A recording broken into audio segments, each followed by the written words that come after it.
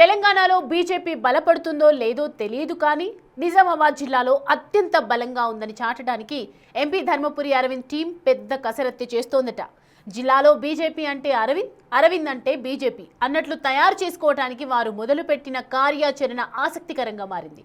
రాష్ట్రంలోని బీజేపీ ఏ స్థాయిలో ఉందో తెలియదు కానీ నిజామాబాద్ జిల్లాలో మాత్రం వచ్చే మున్సిపల్ ఎన్నికల్లో గణనీయమైన సీట్లు సాధించి జిల్లాలో బీజేపీ ఇమేజ్ పెంచుతానంటున్నారంట అరవింద్. తెలంగాణలో బీజేపీ అధికారంలోకి రావటం నేతల మాటలకే పరిమితమవుతోంది. రాష్ట్ర విభజన తరువాత కాషాయ పార్టీ ప్రతి ఎన్నికల్లో సింగిల్ డిజిట్ కే పరిమితమవుతోంది. అయితే రాష్ట్రంలో గులాబీ పార్టీ హవా నడుస్తున్న టైంలోనూ ఆ పార్టీ అధికారంలో ఉన్నప్పుడు జరిగిన 2019 లోక్సభ ఎన్నికల్లో నిజామాబాద్ లో కేసీఆర్ కుమార్తె కవితను ఓడించిన బీజేపీ ఎంపీ ధర్మపురి ఒక్కసారిగా లైమ్ లైట్ లోకొచ్చారు. తరువాత రెండోసారి కూడా గెలిచి ఎంపీగా కొనసాగుతున్నారు.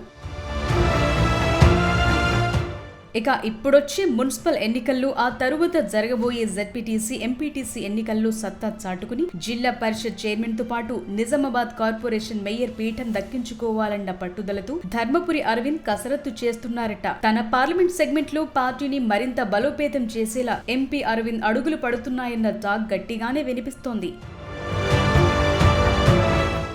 వచ్చే నెలలో మున్సిపల్ ఎన్నికలు జరగబోతున్నాయి. ఈ తరుణంలో తన సెగ్మెంట్లు మెజార్టీ స్థానాలు దక్కించుకోవటానికి ఎంపీ అరవింద్ కాషాయ శ్రేణులను సమాయత్తం చేస్తూ గ్రౌండ్ వర్క్ మొదలు పెట్టారట. పార్టీ నుంచి డైరెక్షన్ రాకముందు నుంచి ఆయన ఎన్నికల కసరత్తు మొదలు పెట్టడం గమనార్హం. ఎన్నికల్లో గెలుపే లక్ష్యంగా అభ్యర్థుల ఎంపికపై స్క్రూటినీ మొదలెట్టేశారట. అభ్యర్థుల ఎంపికపై ఎంపీ అరవింద్ ప్రత్యేక సర్వేలు నిర్వహిస్తున్నారట.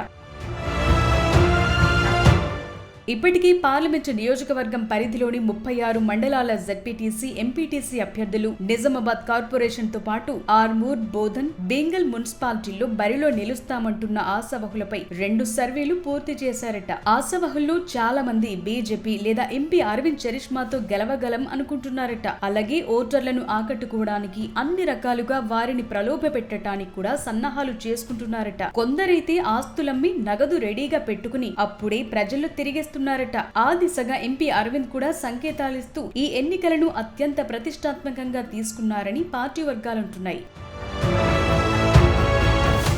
అయితే టికెట్ ఆశావహుల్లో ఎంపీ అరవింద్ చేయిస్తున్న సర్వేలు గుబులు రేపుతున్నాయట. రెండోసారి ఎంపీగా గెలిచిన ధర్మపురి అరవింద్ రాష్ట్ర పార్టీ అధ్యక్ష పదవిని గట్టిగానే ఆశించారు. అయితే పార్టీలో పాత కొత్త నేతల పంచాయతీలతో అది దక్కకపోవడంతో పార్టీలో సీనియర్లైన కేంద్ర మంత్రులు కిషన్ రెడ్డి, బండి సంజయ్లతో పాటు రాష్ట్ర పార్టీ పగ్గాలు చేపట్టిన రామచంద్రరావు లాంటి వారిపై డైరెక్ట్ గానే కౌంటర్ అటాక్ మొదలుపెట్టారు.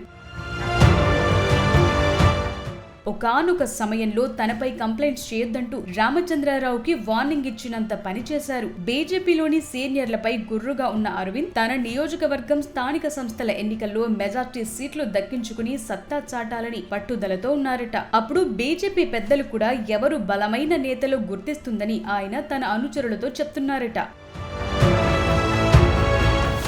అదలా ఉంటే నిజామాబాద్ పేరును ఇందూరుగా మారుస్తామని అరవింద్ గతంలోనే ప్రకటించారు. ఆ వ్యాఖ్యలు తీవ్ర చర్చనీయాంశంగా మారాయి. తమ జిల్లా పేరు నిజామాబాద్ గా పెట్టడం వల్లే దురదృష్టం వచ్చిందని, ఆ పేరులోనే నష్టముందని ఆయన పేర్కొన్నారు. అరవింద్ వ్యాఖ్యలకు తెలంగాణ బీజేపీ చీఫ్ రామచంద్రరావు కూడా అప్పట్లో మద్దతు తెలపడం విశేషం. బీజేపీ అధికారంలోకి వస్తే నిజామాబాద్ పేరును ఖచ్చితంగా ఇందూరుగా మారుస్తామని ఆయన స్పష్టం చేశారు. మరి చూడాలి, నిజామాబాద్ పేరు మారుస్తాను అంటున్న ఎంపీ అరవింద్ ఆశలు ఎప్పటికీ సక్సెస్ అవుతాయో, లోకల్ బాడీ ఎన్నికల్లో ఆయన ఏ మేరకు సత్తా చాటుకుంటారో.